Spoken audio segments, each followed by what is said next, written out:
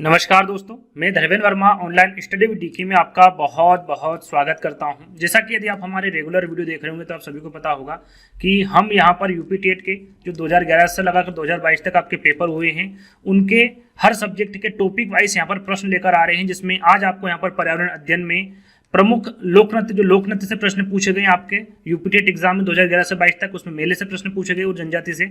इनसे जो प्रश्न पूछे गए हैं उनको व्याख्या सहित आपको बताया जाएगा। किसी भी प्रकार से यदि आगे प्रश्न पूछे जाएंगे लोकनृत्य, मेले और जनजाति से, तो इस वीडियो के बाहर प्रश्न नहीं जाएगा। आपका 1, 2, 3 है ना, 3 यहाँ पर टॉपिक है और तीनों से एक एक प्रश्न पूछे जाते हैं, तो 3 नंबर यहाँ पर आपके पक्के हो जाएंगे यदि आपने इस वीडियो को कंप्लीट कर लिया। इसके पहले हमने जो वीडियोस बनाए उसके बारे में आपको बता दूं, सिर्फ यहाँ पर पर्यावरण अध्ययन के बारे में बताऊंगा। देखिए, राष्ट्रीय अभ्यारण्य एवं उद्यान, जितने भी यूपी टेट 2011 से 22 तक पूछे गए थे आपके राष्ट्रीय अभ्यारण्य एवं उद्यान से संबंधित प्रश्न, उनकी व्याख्या हमने आपको बताई है। उस वीडियो को नहीं देखा तो देख लीजिएगा। उसके बाद में नदियां, पठार, बांध और सागर का एक ही वीडियो में सारे ये जितने भी टॉपिक है सारे क्लियर करे हैं, हर एक प्रश्न की व्याख्या आपको दी है। दूसरा वीडियो ये बनाया है। तीसरा वीडियो आपको पर्यावरण के प्रमुख दिवस जो पूछे गए हैं उन पर एक वीडियो बनाया है। सौरमंडल पर वीडियो बनाया है और मुख्यालय और अधिवेशन, ये 5 वीडियोस अभी तक हम अपलोड कर चुके हैं। 6ठा वीडियो है। यदि आपने उन 5 वीडियो को नहीं देखा देख लीजिएगा, प्लेलिस्ट हमने बना के रखी है, उस पर जाएगा तो सारे वीडियो आपको 1 बाय 1 करके मिल जाएंगे। तो यहाँ पर 2011 से लगाकर 22 तक जितने भी आपके लोकनृत्य, मेले और जनजाति से प्रश्न पूछे गए हैं वो सारे यहाँ पर इस वीडियो के माध्यम से आपको मिलने वाले हैं। तो स्किप नहीं करना है, वीडियो को पूरा देखना है और अंत में हमें जरूर बताना है कि आज का जो वीडियो है वो आपको कैसा लगा। यहाँ पर देखिए, आप वीडियोस देखते हैं, आप लाइक नहीं करते तो वीडियो को आपको लाइक करना है, उसको शेयर करना है अपने दोस्तों के साथ में और चैनल को फटाक से सब्सक्राइब कर लेना है यदि इस प्रकार के आपको और भी वीडियो चाहिए तो। चलिए शुरुआत करते हैं। शुरुआत करने से पहले यदि आपने अभी तक हमारे ऐप से ऑनलाइन स्टडी विद डीके को डाउनलोड नहीं किया तो उसको भी डाउनलोड कर लीजिएगा। वहां पर बहुत सारी पीडीएफ फ्री में उपलब्ध हो जाएगी, तो जाकर एक बार चेकआउट कर लीजिएगा और रेटिंग जरूर देना है। तो यहाँ पर पहला प्रश्न पूछा गया था आपसे, बिहू भारत के किस राज्य का लोकनृत्य। देखिए, ये प्रश्न पूछा गया था, ये सीटेट एग्जाम में भी पूछा गया है और यहाँ पर यूपी टेट एग्जाम में भी पूछा गया प्रश्न है कि बिहू भारत के किस राज्य का लोकनृत्य है। राजस्थान का है, तमिलनाडु का है, असम का है या फिर उत्तर प्रदेश का है। बिहू के बारे में पूछा गया है और सभी को इसके बारे में पता होगा कि ये असम राज्य का लोकनृत्य। ये देखिए, काफी बार पूछा गया है, बहुत कम प्रश्न पूछे गए हैं लोकनृत्य के, यानी कि कहने का मतलब यहाँ रखे गए हैं क्योंकि ये जो प्रश्न है वो रिपीट हुए हैं बार बार, है ना। हर प्रश्न 2 से 3 बार रिपीट हुआ है, तो यहाँ पर यह प्रश्न भी रिपीट हुआ है। तो याद रखिएगा, बिहू भारत के किस राज्य का लोकनृत्य है, तो असम राज्य का लोकनृत्य है।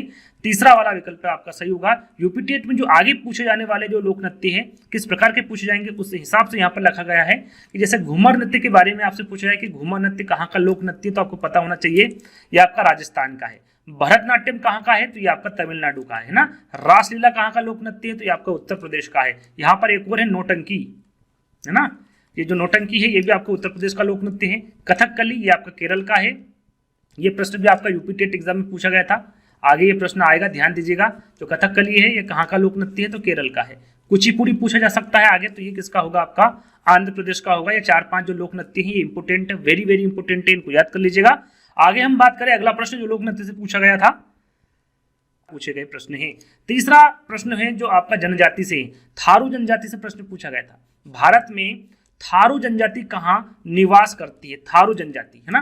और भी जो इंपोर्टेंट जनजाति उनके बारे में आपको बताऊंगा। सबसे पहले इसके बारे में जान लेते हैं, क्या उत्तराखंड में है, उत्तर प्रदेश के तराई क्षेत्र में है, थार मरुस्थल में है या फिर झारखंड में है। तो यहाँ पर थार से थार मरुस्थल नहीं होगा। थारू जनजाति के बारे में पूछा गया भारत में, तो ये उत्तर प्रदेश के तराई क्षेत्र में, कहाँ पर, उत्तर प्रदेश के तराई क्षेत्र में निवास करती है थारू जनजाति। ये आपको पता होना चाहिए। आगे हम बात करेंगे थारू जनजाति के बारे में, और भी 2-3 जनजाति मैंने रखी जो कि काफी इंपोर्टेंट हैं, तो उनके बारे में भी आपको पता होना चाहिए। सबसे पहले थारू जनजाति के बारे में जान लेते हैं।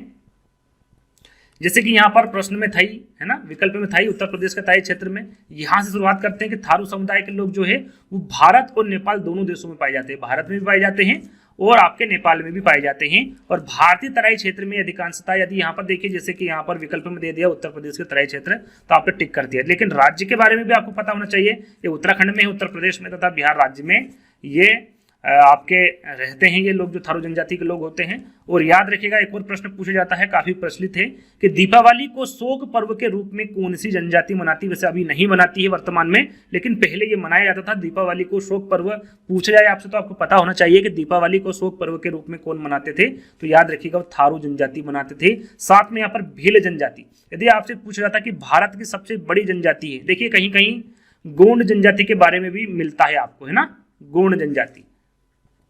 तो मैं आपको बता दूं कि 2011 में जो आपका जनसंख्या, आपकी जो जनसंख्या की गणना हुई थी ना, उसमें उसी के अनुसार यदि बात करें तो भील जनजाति आपका बिल्कुल करेक्ट आंसर होगा। भारत की जो सबसे बड़ी जनजाति निकल के आती है 2011 के अनुसार कौन सी होगी? भील जनजाति होगी। कहीं कहीं गोंड जनजाति है, तो मुझे नहीं लगता है कि गोंड सही होगा। आपका सही आंसर क्या होगा? भील जनजाति प्रतिशत में। याद रखिएगा, यदि आप देखेंगे 2011 की जनगणना के अनुसार देखेंगे तो भील जनजाति आपकी बिल्कुल करेक्ट आंसर होगा, है ना। और भील जनजाति मुख्यतः कहाँ पर रहती है? तो ये राजस्थान में पाई जाती है, आपके आंध्र प्रदेश में, छत्तीसगढ़ में, गुजरात में, महाराष्ट्र में, कर्नाटक में, त्रिपुरा में पाई जाती है। कभी कभी विकल्प में 3 राज्य दे देते हैं, जैसे कि राजस्थान, आंध्र प्रदेश और छत्तीसगढ़ दे दिया। तो आपको पता होना चाहिए कि इन सभी राज्यों में भील जनजाति पाई जाती है और भारत की सबसे बड़ी जनजाति के रूप में पाई जाती है भील जनजाति, है ना। आगे बात करें, जैसे गोंड जनजाति है, यह भारत की दूसरी सबसे बड़ी जनजाति है। कोई कोई जगह यहाँ पर आपको देखने को मिला होगा कि गोंड जनजाति भारत की सबसे बड़ी जनजाति है, तो मुझे नहीं लगता कि वो ही होगी। क्या है सबसे बड़ी जनजाति? आपकी भील है ना। कौन सी है? भील है 2011 की जनगणना के अनुसार। तो गोंड जनजाति भारत की दूसरी सबसे बड़ी जनजाति है और यह जनजाति मुख्य रूप से कहां पर पाई जाती है? छत्तीसगढ़, आपके महाराष्ट्र में, आंध्र प्रदेश में, मध्य प्रदेश में एवं उड़ीसा में। तो ये सारे राज्य जो शुरू के राज्य, इसको तो आपको याद ही करना है, छत्तीसगढ़, महाराष्ट्र और आंध्र प्रदेश, है ना। मध्य प्रदेश को भी साथ में याद रख लेना है। तो ये सभी जो राज्य हैं इनमें पाई जाती है आपकी गोंड जनजाति और ये भारत की दूसरी सबसे बड़ी जनजाति है ना। और संथाल जनजाति, ये जो मैंने आपको भील जनजाति, गोंड जनजाति, संथाल जनजाति, 3 जनजाति के बारे में एक्स्ट्रा बताया है और तीनों की तीनों ही इंपोर्टेंट है। संथाल जनजाति, ये जनजाति मुख्य निवास कहाँ पर है? इसका कौन सा क्षेत्र है? तो आपका झारखंड है। यहाँ पर देखिए, संथाल जनजाति सीधे सीधे पूछा जाए आपको से कि संथाल जनजाति कहाँ पर निवास करती है, और झारखंड विकल्प में बिल्कुल झारखंड पहले दे दिया जाएगा, इसलिए यहाँ पर इसको बोल्ड किया गया है। तो झारखंड को आपको याद रखना है, साथ में बिहार और मध्य प्रदेश, पश्चिम बंगाल और असम को भी याद रखना, लेकिन आपको झारखंड को नहीं भूलना है क्योंकि विकल्प में ज्यादातर झारखंड ही दिया जाता है। तो संथाल जनजाति जो है वो झारखंड में पाई जाती है, बिहार में, मध्य प्रदेश में, पश्चिम बंगाल में और असम राज्य में पाई जाती है संथाल जनजाति। तो तीनों चारों जनजाति के बारे में बताया है, इनको अच्छे से याद कर लीजिएगा, जो इंपोर्टेंट है उन्हीं के बारे में आपको बताया जा रहा है। देखिए, एशिया का सबसे बड़ा पशु मेला, एशिया का सबसे बड़ा पशु मेला की बात करें, ये कहां पर आयोजित होता है? पुष्कर में, सोनपुर में, हरिद्वार में या फिर नासिक में। देखिए, हरिद्वार और नासिक में तो जो कुंभ मेला है वो आयोजित होता है, एक तो पुष्कर में होता है आपका पशु मेला और सोनपुर में होता है। तो सबसे बड़ा मेले की बात करें पशु मेला, तो वो होता है आपका सोनपुर में। कहां पर होता है? सोनपुर में। सारी जानकारी एक एक करके दी गई है, तो मैं आपको बताऊंगा सोनपुर कहां पर है? बिहार में। कहां पर ये? बिहार में। यहां पर आप देख सकते हैं, देखिए, एशिया का जो सबसे बड़ा पशु मेला है वो कहां पर आयोजित किया जाता है? सोनपुर में, है ना। और सोनपुर मेला बिहार के सोनपुर में हर साल कार्तिक पूर्णिमा कब आयोजित होता है? कार्तिक पूर्णिमा, यानी कि नवंबर से दिसंबर में ये मेला लगता है। और यहाँ मेला, देखिए यहाँ पर नदी इंपोर्टेंट है, पूछा जाता है कि जैसे कि सीधे सीधे आपसे पूछ लिया जाए कि जो सोनपुर में मेला लगता है पशु का, है ना, वो किस नदी के तट पर लगता है? तो आपको पता होना चाहिए गंडक नदी, है ना। कौन सी? गंडक नदी के तट पर लगता है, क्योंकि ये आगे एक प्रश्न पूछा गया है, वो पूछा गया आपका नासिक से संबंधित ना, जो नासिक में आपका कुंभ मेला लगता है उससे संबंधित एक प्रश्न पूछा गया है कि वो किस नदी के तट पर लगता है। तो आगे हम उसके बारे में बात करेंगे। सबसे पहले एक एक करके हम बात कर लेते हैं। 4 विकल्प के आधार पर मैंने यहाँ पर आगे रखा है कि जैसे पूछा जाए कि विश्व का, यहाँ पर ध्यान दीजिएगा, विश्व का पूछा जाए, भारत का पूछे वो बात अलग है, एशिया का पूछे वो बात अलग है, लेकिन यदि विश्व का भी पूछे कि विश्व का सबसे बड़ा मेला कौन सा है, तो वो कुंभ का मेला है। कौन सा है? कुंभ का मेला है, जो कि भारत राज्य के उत्तर प्रदेश में लगता है। कहां पर लगता है? वैसे तो ये 4 राज्यों में लगता है, 4 जगह लगता है, प्रयागराज, हरिद्वार, उज्जैन और नासिक। याद रखिएगा 4 जगहों के बारे में। और ये हर 12 वर्ष में लगता है। कितने? हर 12 वर्ष में एक बार मेला लगता है, जो कि प्रयागराज में लगता है, जो कि इलाहाबाद नाम था, प्रयागराज कर दिया है, आपको पता ही होगा। हरिद्वार, उज्जैन और नासिक, है ना, ये 4 जगहों पर कुंभ मेला लगता है, जो कि काफी बड़ा होता है और विश्व का सबसे बड़ा मेला लगता है। और इन चारों में से कौन सा होगा आपका? वो जो कि उत्तर प्रदेश में लगता है ना, प्रयाग। यहाँ पर उज्जैन में जो कुंभ मेला लगता है उसकी बात करें कि किस नदी के तट पर किया जाता है, काफी इंपोर्टेंट है इसका आयोजन, किस नदी के तट पर किया जाता है, तो शिप्रा नदी पर। यहाँ पर नदी आपको ध्यान में रखना है कि उज्जैन कुंभ मेले का जो आयोजन है वो शिप्रा नदी के तट पर किया जाता है। और प्रयागराज का जो कुंभ मेला है उसकी बात करें तो त्रिवेणी संगम, यानी कि गंगा नदी, यमुना नदी और पौराणिक सरस्वती नदी के संगम पर इसका आयोजन किया जाता है। किसका? प्रयागराज के कुंभ मेले का, है ना। और यहाँ पर नासिक कुंभ मेले की बात करें, जो कि पूछा गया है आपके यूपी टेट एग्जाम में, तो ये गोदावरी नदी, है ना, गोदावरी नदी के तट पर नासिक कुंभ मेले का आयोजन किया गया है। इसके बाद वाला जो प्रश्न है वो यही रखा गया है, आप देखेंगे ये पूछा गया प्रश्न है। और यहाँ पर देखिए पुष्कर की बात की गई है ना, पुष्कर जो पहला विकल्प है, यहाँ पर पहला विकल्प दिया गया था पुष्कर मेले के बारे में। तो यहाँ पर देखिए राजस्थान के अजमेर जिले के पुष्कर शहर में पुष्कर मेला आयोजित किया जाता है और पुष्कर मेले को ऊंट मेले और कार्तिक मेले के नाम से भी जाना जाता है। पुष्कर मेले से सीधा सीधा प्रश्न पूछा गया है, उसको भी यहाँ पर रखा गया है, तो वो इसके बाद आएगा। तो हम देखेंगे यहाँ पर नासिक के कुंभ मेले के बारे में। चौथा प्रश्न आपसे पूछा गया था नासिक में कुंभ मेला किस नदी के तट पर लगाया जाता है। तो इसका आंसर थोड़ी देर पहले हमने दिया था, क्या शिप्रा है, क्या नर्मदा है, क्या गोदावरी है, क्या ताप्ती है। 5 सेकंड में आपके लिए रुकूंगा, कमेंट के माध्यम से इसका आंसर देना है, क्योंकि लगभग 10 से 20 सेकंड पहले ही मैंने इसका आंसर बताया था। नासिक में कुंभ मेला किस नदी के तट पर लगता है। 5 सेकंड है आपके पास, इसके बीच में ही आपको आंसर देना है। तो यहां पर मुझे लगता है आपने कमेंट के माध्यम से आंसर दे दिया होगा। जो नासिक मेला है, जो कुंभ मेला है, वो गोदावरी नदी के तट पर लगता है। कौन सी नदी? गोदावरी नदी। थोड़ी देर पहले ही मैंने आपको बताया था, थोड़ी सी जानकारी इसके बारे में आपको दे देते हैं। देखिए, गोदावरी नदी के तट पर नासिक कुंभ मेले का आयोजन किया जाता है, अभी थोड़ी देर पहले बताया था। और यहाँ महाराष्ट्र के नासिक जिले में है ना, यदि यहाँ पर आपसे राज्य पूछे तो महाराष्ट्र में आता है नासिक जिले में। हर 12 वर्ष में, जो 4 मैंने यहाँ पर आपको राज्य बताए थे, प्रयागराज, हरिद्वार, उज्जैन और नासिक, ये जो चारों राज्य इसमें 12 वर्ष में, हर 12 वर्ष में आयोजन होता है। और इनके बारे में मैंने आपको बताया था। यदि नासिक के बारे में पूछे कि नासिक में अब अगली बार जो कुंभ मेला लगेगा वो कब लगेगा, तो वो लगेगा आपका 2027 में। कब लगेगा? 2027 में त्र्यंबकेश्वर में होगा। ये कहाँ पर? त्र्यंबकेश्वर में है ना, नासिक के त्र्यंबकेश्वर में ये होगा 2027 में। और कुंभ मेला 4 जगहों पर, जैसे मैंने आपको बताया था, प्रयागराज, हरिद्वार, उज्जैन और नासिक में हर 12 वर्ष में लगता है। इसके बारे में आपको बता ही दिया है। उज्जैन कुंभ मेला का जो आयोजन है शिप्रा नदी के तट पर किया जाता है, इसके बारे में भी आपको जानकारी दे चुका हूं। नर्मदा नदी के किनारे, देखिए यहाँ पर एक विकल्प था नर्मदा नदी, है ना, तो इसके बारे में भी आपको पता होना चाहिए कि नर्मदा नदी के किनारे कौन सा मेला लगता है। तो बरमान का मेला, कौन सा? बरमान का मेला लगता है, जो कि बरमान शहर में लगता है और यहाँ भारत के मध्य प्रदेश के नरसिंहपुर जिले में स्थित है। याद रखिएगा, नर्मदा नदी के किनारे बरमान का मेला लगता है।